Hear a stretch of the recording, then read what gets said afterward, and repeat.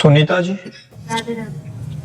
महाराज जी, आपका प्रश्न है कि जो यद्यपि आपके लिए लिखा है बट कह रहे हैं कि जो भगवत साक्षात्कार महापुरुष जन होते हैं उनको जैसे वो सब में भगवान को देखते हैं तो किस भावना से देखते हैं? कृष्ण स्वरूप में या उनके बाल स्वरूप में? अपने आराध्य में जो हमें गुरु ने आराध्य का स्वरूप बताया। जैसे हमारे आराध्य देव है नौ किशोरी नौ किशोर सी प्रिया प्रीतम, 16 वर्ष की अवस्था, अद्भुत सौंदर्य, अद्भुत माधुर्य, दोनों जुगल सरकार का। तो हम जैसे आपके देखे तो आपके हृदय रूपी मंदिर में मेरे प्रिया प्रीतम विराजमान है। हम सब जगह जैसे गोस्वामी जी कहते सिया राम मैं सब जग जानी, वो सब में सिया राम को देख रहे हैं, ऐसे हम सब में श्यामा श्याम को देखते हैं। चिद चिद लक्षणम सर्वम राधा कृष्ण मयम जगत, चेतन अचेतन सब राधा कृष्ण में है, सब में राधा कृष्ण विराजमान। तो उपासक जिस भाव से उपासना करता है उसको अपने उपास्य देव का वही दर्शन होता है। अब हम देखते हैं नौ किशोरी नौ किशोर प्रिया प्रीतम, उन्माद पैदा हो जाए, इतने सुंदर है हमारे प्रिया प्रीतम, पागलपन चढ़े। अब इसी के तो जी रहे हैं ना, नहीं किसी से कोई मतलब नहीं, तो उन्हीं के बल से हर कदम हम चल पाते हैं, उनकी तरफ उन्हीं के कृपा बल से चल पाते हैं। तो हम अपने भावना में जब देखते हैं तो सब में श्यामा श्याम विराजमान है, नौ किशोरी नौ किशोर। अब जो बाल भाव का उपासक हो बाल भाव का देखेगा, जो जिस भाव का उपासक है वो अपने इष्ट देव को उसी रूप में देखेगा। महाराज जी जैसे लीला करते हुए भी दिखते हैं यहाँ बैठे हुए। लीला करते हुए तो बहुत आगे की बात है। जब भगवत साक्षात्कार हो जाता है, प्रेम में तन्मयता होती है, तो भगवान जब कृपा करते हैं तो अपनी लीला में प्रवेश दे देते हैं। अब वो प्रतिपल भगवान की लीलाओं का दर्शन करता रहता है। जैसे कोई पद आया बस उसी पद में डूब गया, उसी पद के अर्थ की लीला में चला गया।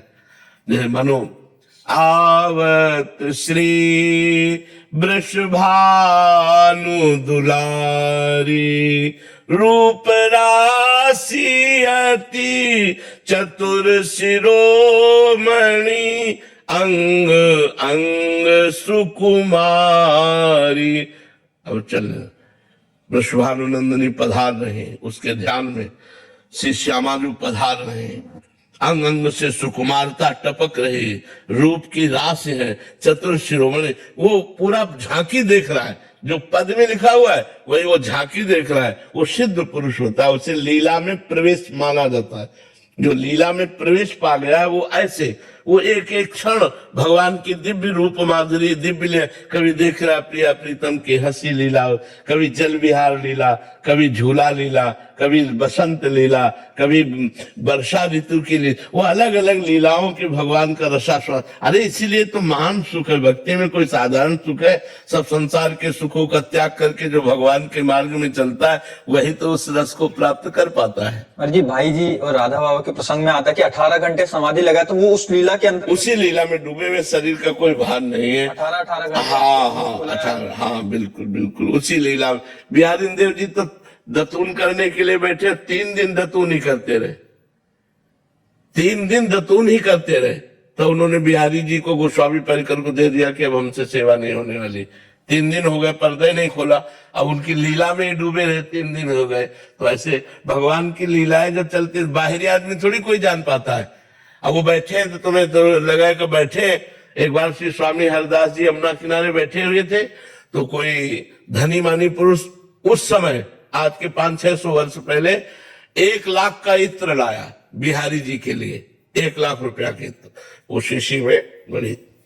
अब वो ध्यान में बैठे थे और वो जाके इत्र दे दिया, पूरी शीशी खोली और ऐसे मारी बालों में, ऐसे पूरी बिखेर दी।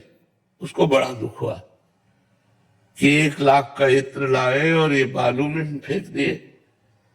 तो स्वामी जी ने धीरे से आंख खोली और कहा, जाओ निधिवन राज में बिहारी जी के दर्शन करो। आज्ञा मानकर निधिवन राज में जो ही घुसा तो उसी इत्र की खुशबू, और जब वहां गया तो बिहारी जी पूरे भींजे हुए थे इत्र में। तब वो स्वामी जी के चरणों में आके दंडवत किया कि स्वामी जी हमें क्षमा कीजिए, हमें दोष दृष्टि हो गई थी कि आपने 1 लाख का इत्र बालू में फेंक। बोले तुम नहीं समझते, उस समय होली लीला हो रही थी और संयोग से लालजू पकड़ में आ गए थे और प्यारी जू के पास रंग खत्म हो गया था। तो तुमने इत्र दिया, हमने प्यारी जी को पकड़ा, प्यारी जी ने पूरा इत्र बिहारी जी के ऊपर डाल दिया। अब ये लीला चल रही और बाहर दिखाई दे रहा है कि इत्र जो है बालू में फेंक दिया गया। तो सिद्ध संतों की जो बाहरी लीला होती है वो हमारी समझ में नहीं आएगी, तो आंतरिक लीला की तो बात जाने दो। लीला में प्रवेश बहुत कठिनता से होता है, ऐसे सहज में नहीं हो जाता कि 2-4 वर्ष माला घुमाए लीला प्रवेश हो गया। ये